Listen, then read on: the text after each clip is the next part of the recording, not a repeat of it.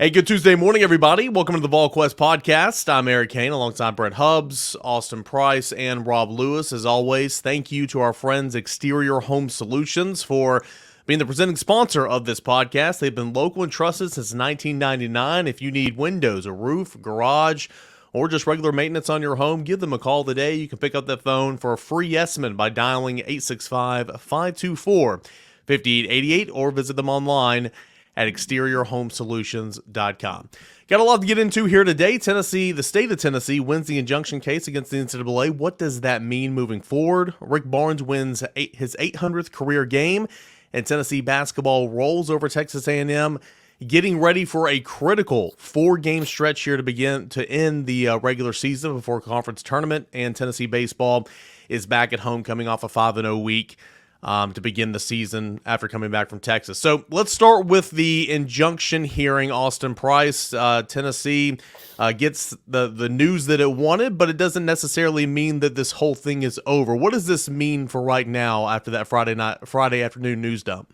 Well, I think what you're looking at now, Eric, is you're looking at the NCAA trying to figure out how they want to proceed. You know, do they want this to go to trial?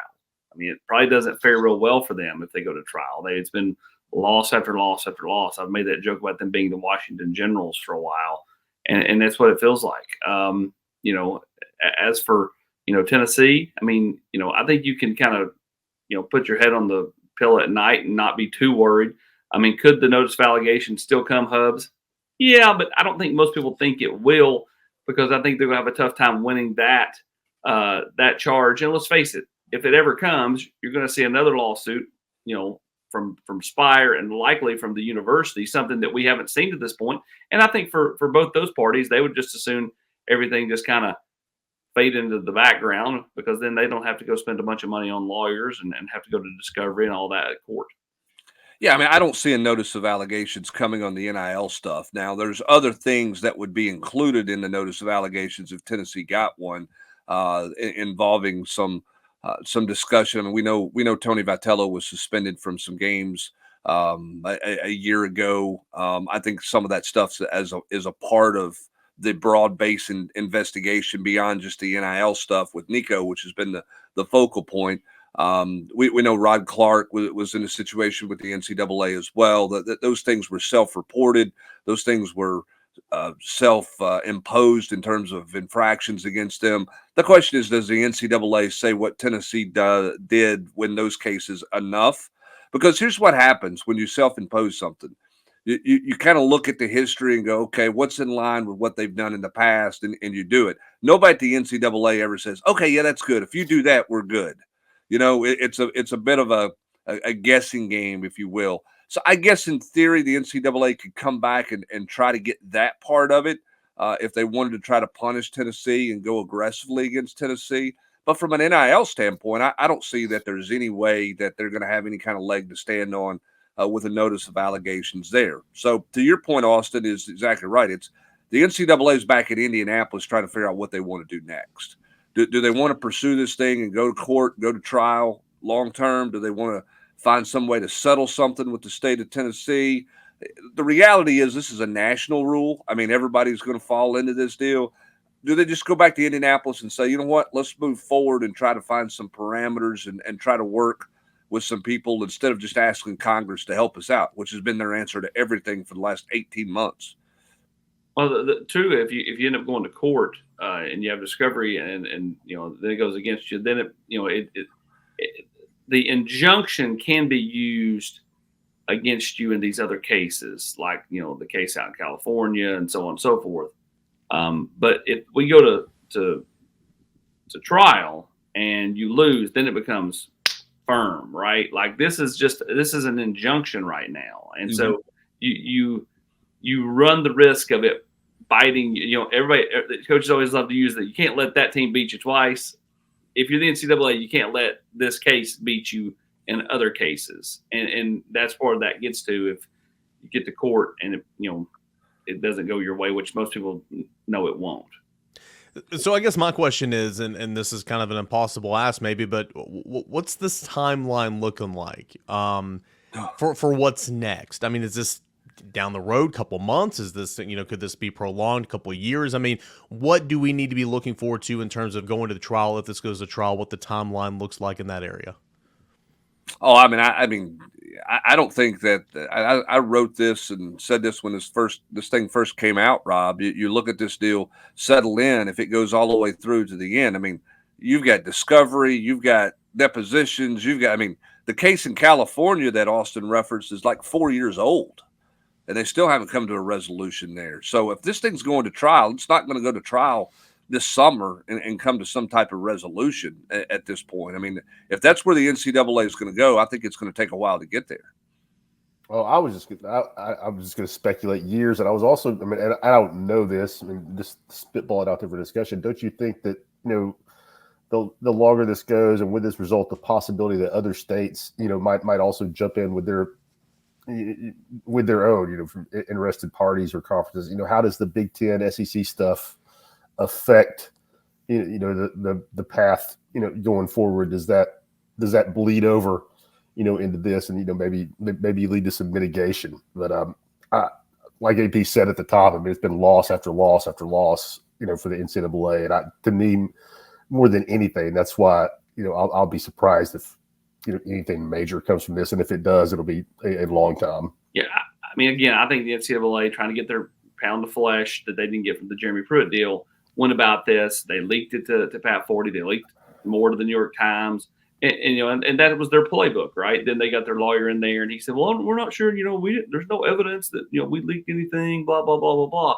But what I do know is they would love for the cloud to kind of hang over Tennessee, because then they can say, "Well, we never sent the notice of allegations," But like the whole threat of it and the cloud and the headlines out there could have an effect on a recruit or two or three, right? Like it's not going to have a recruit on most or an effect on most, but it could have an effect on 1, 2, or 3. I talked to a kid over the weekend who referenced, kind of the unknown out there, about Tennessee, because he had read headlines. And so that's something that, I don't think affects everybody, but I think it affects enough to where Josh Heupel, Danny White, Rick Barnes, Tony Vitello will have to, dot I's and cross T's when they're talking to prospects, about Tennessee, because I think that, kids aren't going to just openly bring that up, or at least most aren't. And I think you're going to have to be proactive about it. Yeah, I think the other big picture beyond Tennessee from a recruiting standpoint, I think the other big picture for me here, guys, is there's been a lot of stuff written since Friday about death of the NCAA, right? Like this is such a major blow to the future of the NCAA.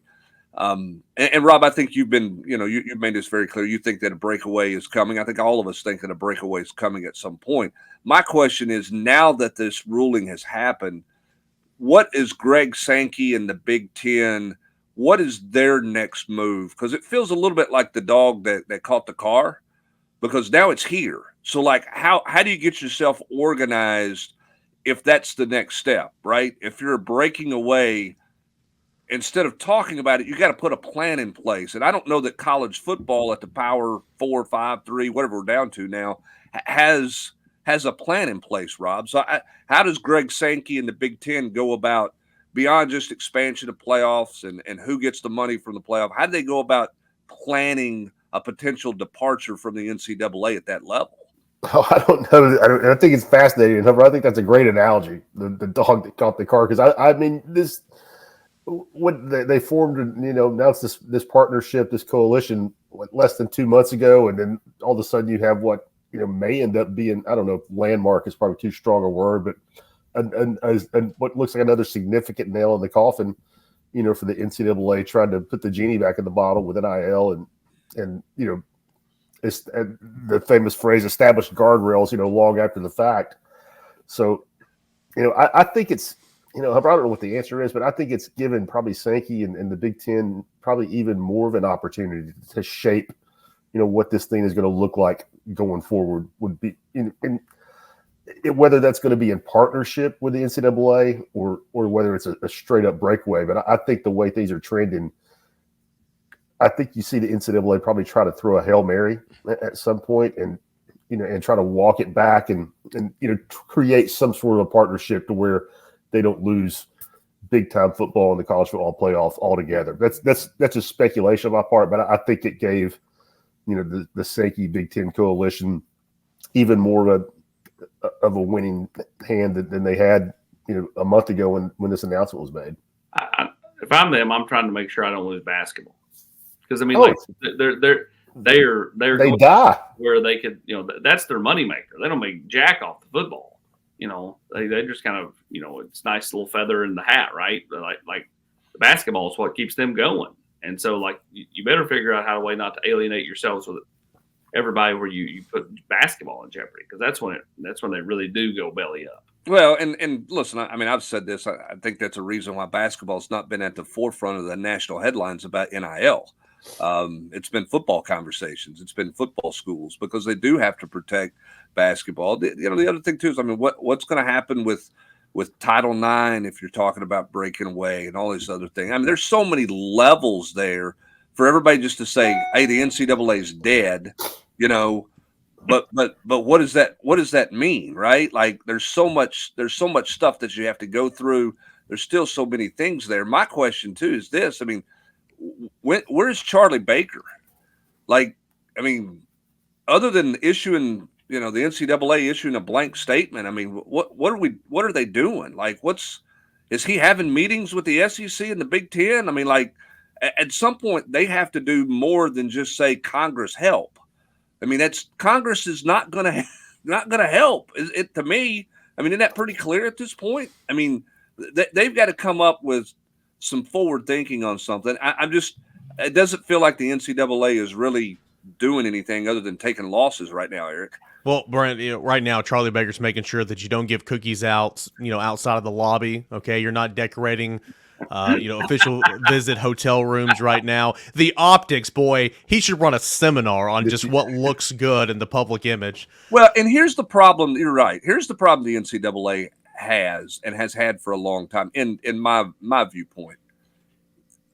Everything, there's the NCAA, and then there's all these little pods to the NCAA, right? You got the enforcement committee, you got the investigation committee, you've got all these little things, all these little different groups that meet, once a month or once every couple of months. Most of the time they don't meet in person, or they all fly in for, I mean, like Charlie Baker doesn't even work in Indianapolis. Like, that's not where he bases. I mean, he's in charge of the NCAA, but he doesn't come to the NCAA office. He's still in the Northeast. Like, it's all fractured and splintered. And so you got one group that says, hey, we can no longer do cookie cakes, because that's something that's on their radar screen, because they're not thinking about, hey, what does it look like if we don't have college wrestling championships, or we don't have the softball World Series, because basketball funds all of those sports, right? I mean, somebody has to take control and go, hey, let's put some of the small things y'all are worried about to the side right now, and let's go down the big path here. And the big path is, we got real problems. And it doesn't feel like anybody's doing that to me. That's my soapbox. And you're exactly right. I mean, it's so many of these different subcommittees that have things on their priorities. And Brent, Austin, you guys know better than me, but a couple of people that are, working in sports at the collegiate level, not just at Tennessee, that do decorating the hotel rooms and all that type of stuff. They're thrilled. A lot of the member institutions wanted this rule to be passed. Like the pictures. It's like the photo shoots. Yeah, I mean, because it takes work off their plate to where they're already overworked and they're already underpaid. So in the grand scheme of things, we're laughing about this. Like, that's not a bad deal, but it's just the optics, and no one's on the same page. Like you said, no one's meeting in person. No one's saying, okay, well, this is what we need to be focusing on right now. And this little tiny stuff really doesn't matter. As we kind of transition here, I do want to ask one more thing. Austin, I was doing a radio hit, and I was asked last week kind of what is changing in the day-to-day for Tennessee athletes, Tennessee football players.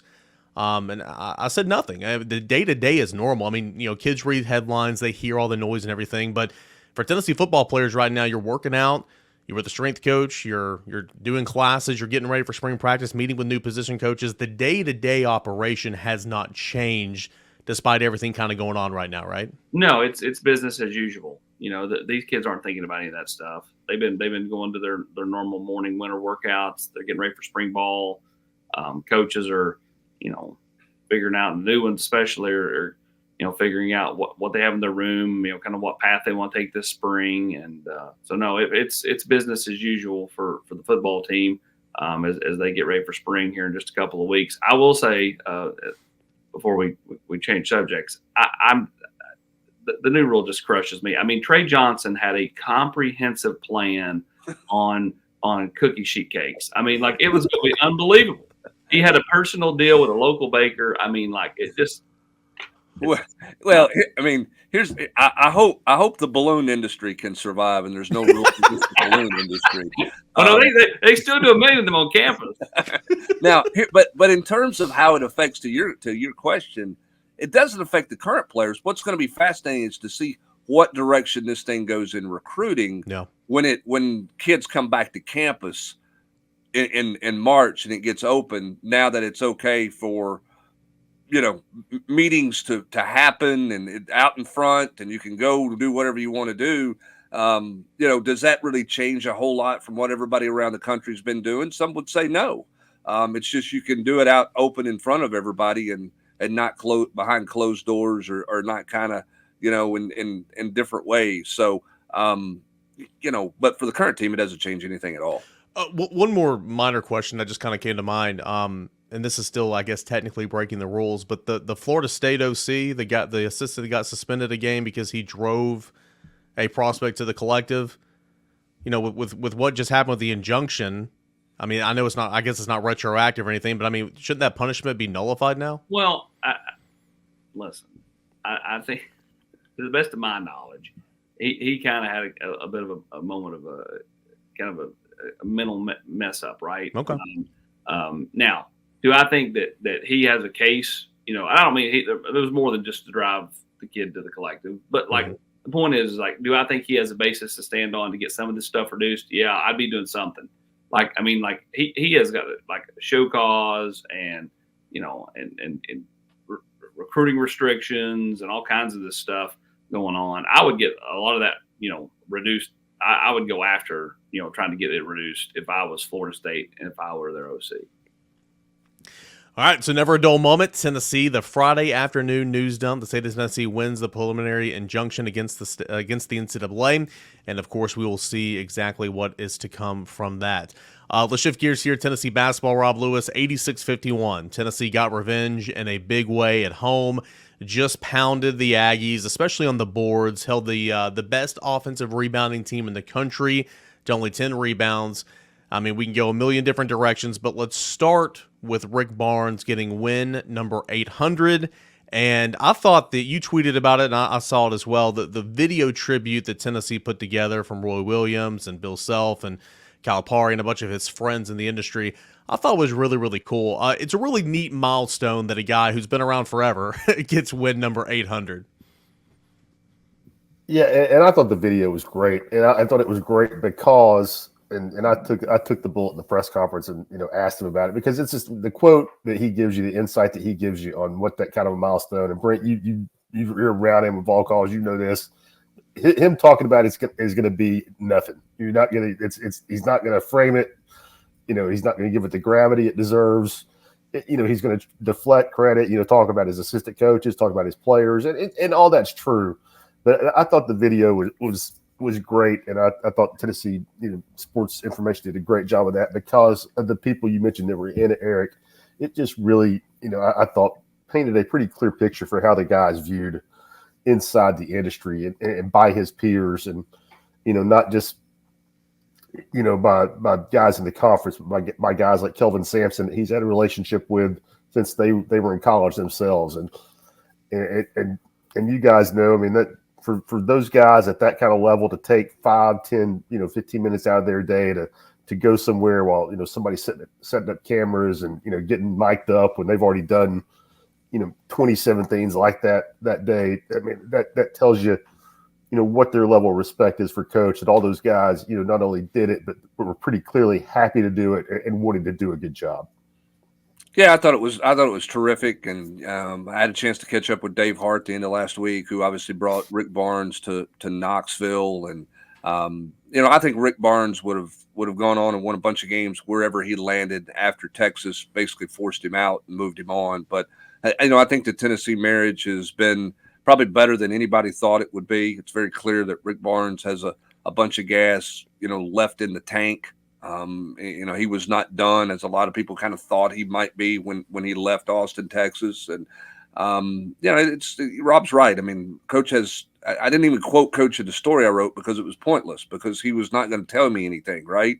Was just not interested in saying, hey, we accomplished this. And you look at all the numbers that stood out, that you start looking at where he's been, the number of NCAA tournament, games he's coached in, appearances he's made. To me, the one that stands out the most is, in all of his years of coaching, and 30, whatever number it is now, 36, 34, whatever the number is, he's had 3 losing seasons, which to me is a remarkable deal, because how he schedules, right? I mean, like they're not scheduling 20-win years, and he did it in the ACC at Clemson, and you have 1 losing season at Clemson. I don't know. He didn't have one at Clemson. He had 1 losing season, I think, at Providence, Texas, and Tennessee. To me, that's the model of consistency. With all that you go through in a year, Rob, injury, the schedule that he puts about, the league that they played in, to only have 3 losing seasons in his entire career, to me is maybe the greatest achievement of all of his achievements in getting 800. It's pretty impressive, and having gotten to know him a little bit, I'm surprised he survived them. All 3 of them is the biggest upset there. But that's a great point. And he's taken over places. It's not. He's gone on to new jobs that that had problems. Providence at the Big East. I mean, that conference was a monster. I mean, books have been written about it. Texas.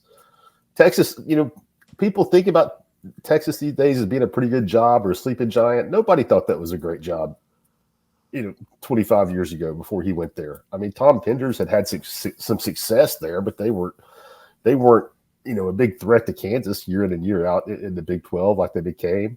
And Tennessee basketball is just, it's healthier than it's ever been anytime I've been around it, and it's not close. Yeah, to your point about Texas, I mean, I think Rick Barnes is the all-time winningest coach at Texas by like 150 wins or something crazy. And it's pretty safe. Safe. Right?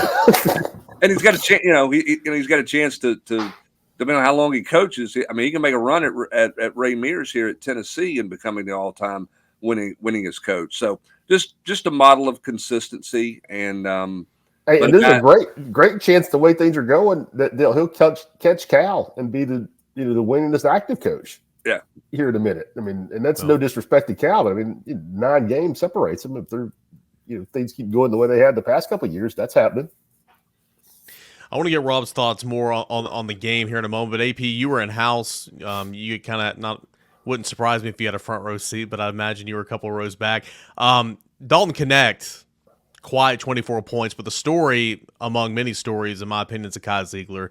A point away from a triple-double, a rebound away from a triple-double. He's 9 points, 9 rebounds, 14 assists, and no turnovers. Kai Zigler is playing as good as anybody in the conference at his position and really in the country right now, and he put that on display against the Aggies. Yeah, I mean, he's good for just some larceny about once or twice a game that just, all of a sudden, boom, and it's a quick play. You got that one off the inbounds, and then you got the one on that lazy kind of cross-court pass where he went in and made that fantastic reverse side layup.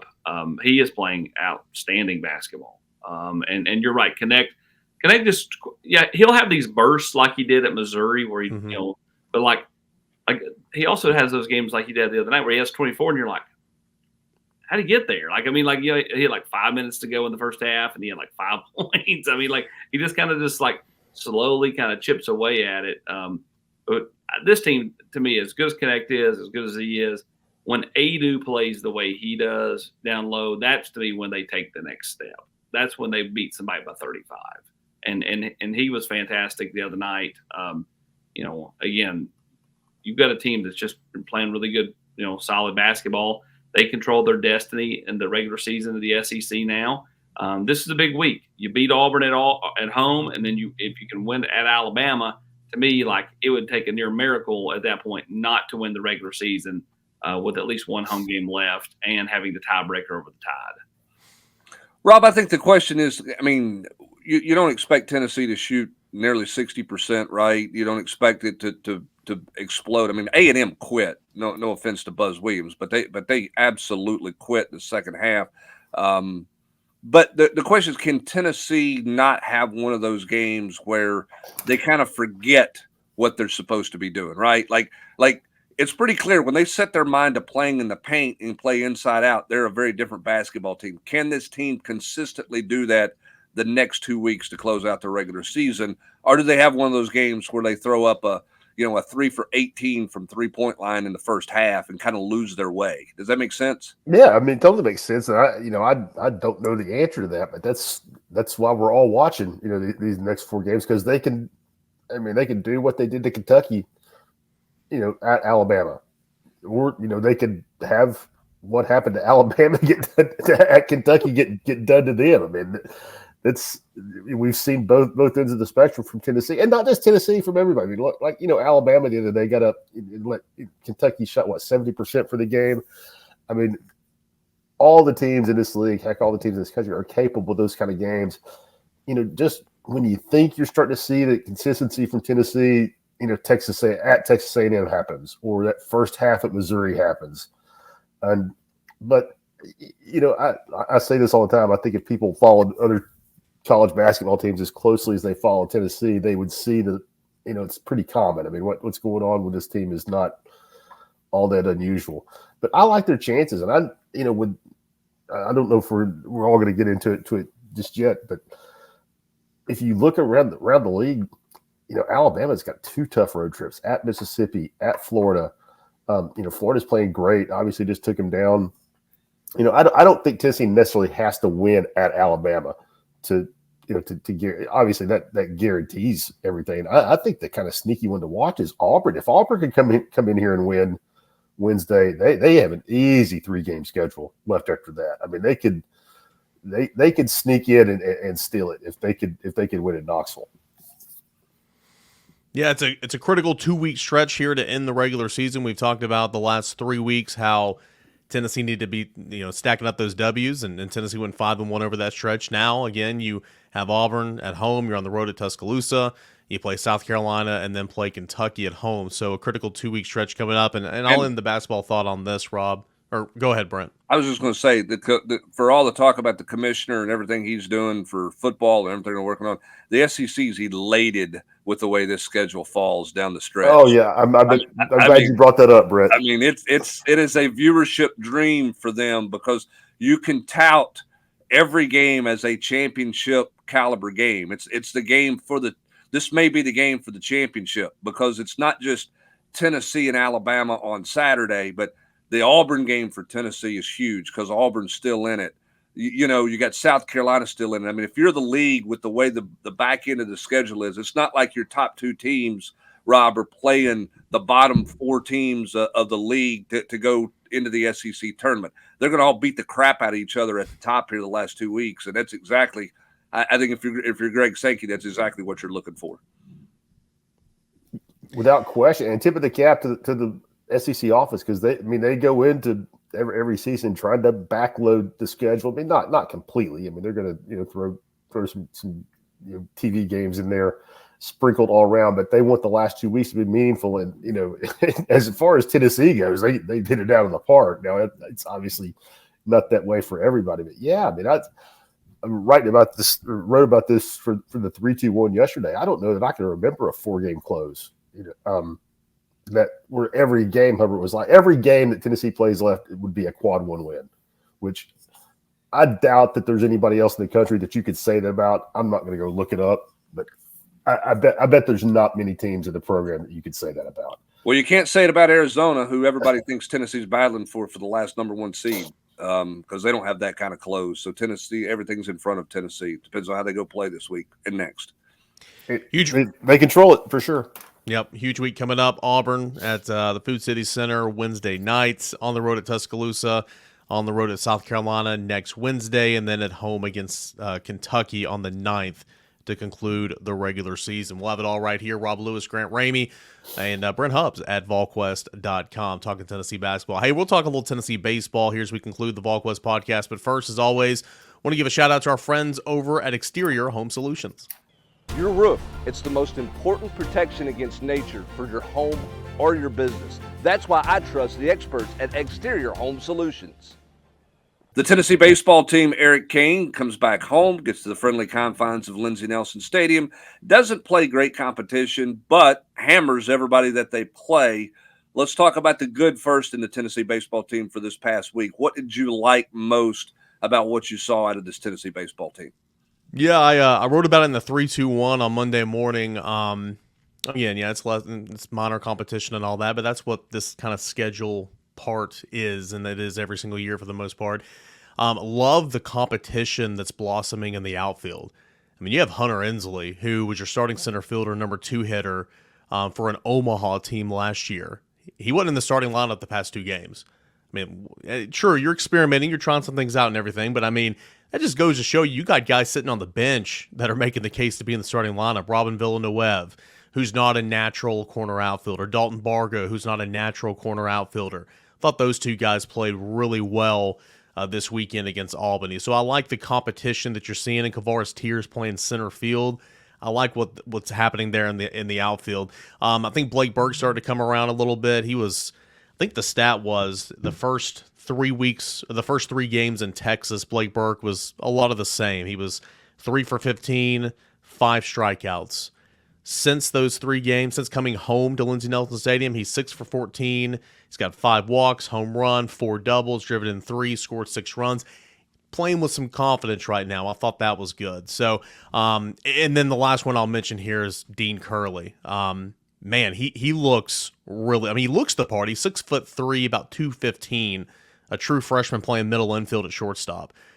He would have probably been the opening day starter given the situation if not for a bum hamstring, but he came back, was in the starting lineup the past 4 games, played shortstop really well. He's got a cannon of an arm, and he has 2 3-run home runs on his resume so far. A bit of a scare on Sunday when he took an 88-mile-per-hour pitch off the back of the helmet, but Tony Vitello says he's going to be okay. Might not be in the lineup this afternoon, but that's Tony's decision. That's not a medical decision. Tony wants to slow play everything, but really like what I saw from Dean Curley, and the way I look at it right now, the shortstop job is his until he gives them reason, not to play him anymore. So a lot of good from Tennessee's 5-0 week, coming back, stacking up those wins, and we'll continue to do so here in the near future. Yeah, I will get more into that, but I want to ask all these guys here. I mean, how impressive is it when you talk about culture, Austin and Rob, and you guys here, you know it. I mean, you guys cover it in a variety of sports. We hear the phrase culture all the time. I mean, how impressive is it that Tony Vitello and his staff have been able to stack a roster and keep guys around who just sit and wait their turn, right? I mean, you had it at third base a couple of years ago. You mentioned Hunter Inslee there. I mean, says a lot to me about the culture of this program that guys will be okay not being everyday guys. When you hear so much, I mean, let's face it, youth teams are creating their own travel ball team so Tommy gets to play the position that mom and dad want him to play. Says a lot about the culture, though, at the college level that these guys aren't jumping around and leaving because they're not guaranteed a starting spot. I think it's pretty amazing. And especially, when you see some guys who who do have a starting spot or maybe aren't happy, what day of the week it comes on and leave, or do have a role in the team, or aren't happy about how big that role is. So is that Hubbard up there, by the way? I think in that sport, Hubbard in particular, where you don't have all maybe all the bells and whistles that kids in basketball or football do in terms scholarships and scholarship money and stuff like that, for guys to keep to stay and be happy to wait their turn. I think it's pretty surprising, and like you say, says a lot about the culture. In typical Tony Vitello fashion, he's kind of made mention of that in his own way in a couple of post-game press conferences, referencing, not by name, but some people in years prior, no names mentioned, that didn't like moving to another day to pitch or didn't like moving down in the lineup or whatever. But and ask about Christian Moore, he's hit third, he's hit fourth, he's hit leadoff. He's like, he has an unselfish attitude. He plays shortstop. As soon as they want to give Dean Curley a look, he moves over to second base. Unselfish attitude. Sounds like, and again, things are going well. You were 5-0 this week. Sounds like this team has got a very unselfish attitude, and they just want to win games, and that's what you saw this past week, Brent. Well, and AP, I mean, you had Vol Club Confidential with Christian Moore. I mean, he kind of epitomizes just, lunch pail, utility guy, wherever you need me, let's go play. You want me to hit the 9-hole? I'll hit the 9-hole. You want me to hit leadoff? I'll hit leadoff. Whatever position you want me to play, I mean, I'll figure it out. Just like they had guys volunteer to catch a couple of years ago, right? I mean, that's kind of the attitude. And Christian Moore, I think, growing up in this program the last couple of years exemplifies that attitude as a veteran.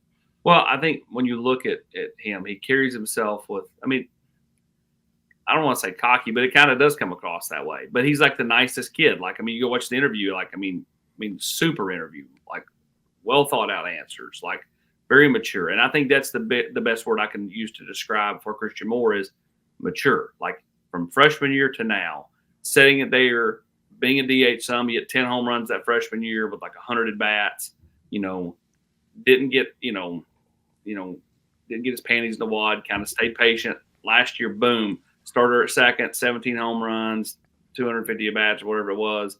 Like, this year he's doing kind of whatever. As he said to me, the best decision I made was coming to Tennessee because I like to win and we like to win. And ultimately, that's all he cares about. It doesn't matter if he bats first, second, third, fourth, ninth. If he gets a home run, doesn't get a home run, as long as they're winning, that's what matters to him. And I think that speaks a lot about who he is and who he's become. Yeah, and go back to that freshman year you mentioned right there. I mean, nothing's guaranteed, but nobody was projecting Jarrell Ortega to run with that second base job and then to keep it and perform the way that he did in that 22 season. I mean, he had a great year. Most of the talk going into that 2022 season was, all right, we got this freshman. He's going to be, he's going to be 3 years and done. Christian Moore, he's got good power, can play middle. Yeah, he's probably going to take over. He never could. And so, for him to not get frustrated or fed up or want to leave or whatever and just kind of buy into the team culture and take whatever role was given to him. And then, that was mature at the time. And then, of course, you see him. He's Tennessee's best player, and he's one of Tennessee's leaders as well.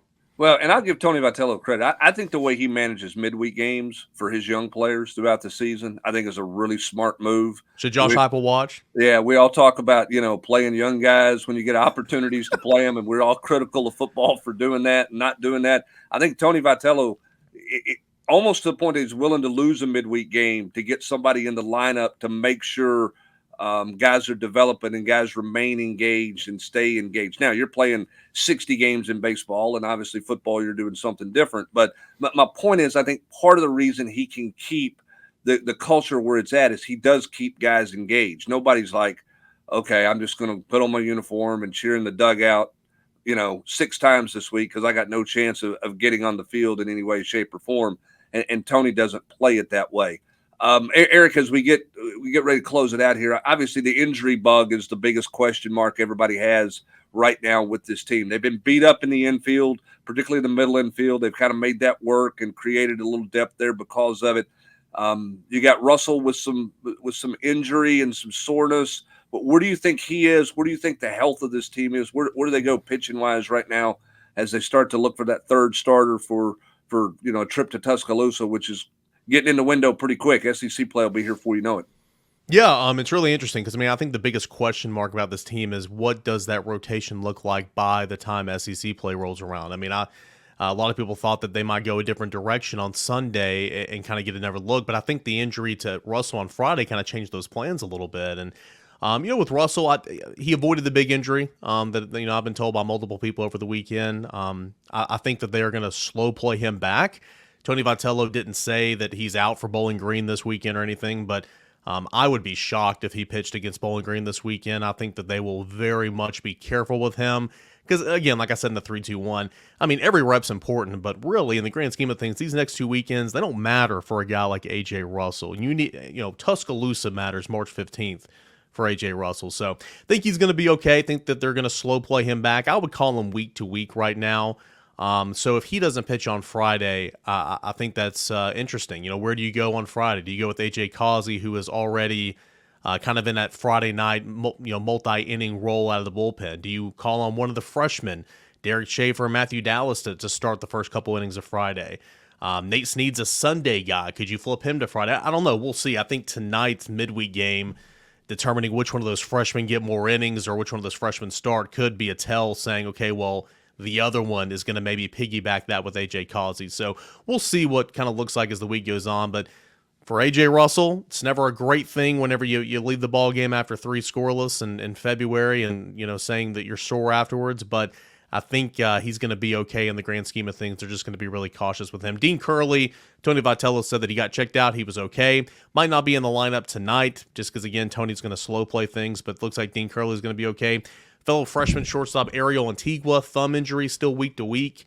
A lot of people were asking about him. I would say that it's probably closer to SEC play right now. And Marcus Phillips was going to throw on Sunday, but after throwing in the bullpen a little bit, he said that he was a bit sore, so we'll watch on him as well. But overall, outside of AJ Russell, this team, through 8 games is pretty healthy, and that's a good sign. The question: does the baseball team have a guy named Larry on it? I don't think so. I didn't know. Larry, Simo, and Curley. I thought we could line them up all right there. Oh, you've been holding that one. Is that the one that's the one you're going to go out on? That's the best you got, AP. When you're 40, you get those corny dad jokes, and it just kind of is what it is. Yeah. By the way, we do want to wish a happy birthday yesterday to Brandon Parks at the Ball Network. 46. 46. Well, as long as we're dropping personal anecdotes, I also want to shout out to Addison Price for getting back on the horse, starting that streak back up. Big win this weekend. Proud of her. She wasn't scarred. That's right. My buddy Justin Underwood, he's the coach at Beard, and they finally lost to Farragut. And I told him when they turned around and beat Farragut in the district tournament, I said, you should tweet. Streaks were meant to be broken, but their new streaks are also meant to be started. He didn't have the guts to do it. But Addison, she put it on her Instagram account. New streak is started. There you go. A new streak for Addison Price. And the Tennessee basketball team's looking for a streak, because if they can streak to the finish line here, they're going to be the SEC regular season champions. We've got full coverage of Tennessee basketball with the Auburn game coming up, Alabama. You got baseball all week long, full coverage of that. We're only a couple of weeks away from the start of spring football as well. Also recruiting. Guys can start making campus visits here in just a couple of days. So you got a lot of stuff going on. We got it all covered for you at Volquest.com. That's going to do it for this edition of the Volquest podcast. Presented by we're going streaking. Is that what he said? No. I was waiting on. I was going to say it. I'm glad you said it. Thanks. Ray Stevens here for Exterior Home Solutions. Be sure to give them a call at 865. Eric doesn't know who Ray Stevens is. 865-524-5888. That is Exterior Home Solutions. For Rob Lewis, Austin Price, and Eric Kane, I'm Brent Hubbs. It's my last time closing this thing out, I'm sure. Have a great rest of your Tuesday, everybody.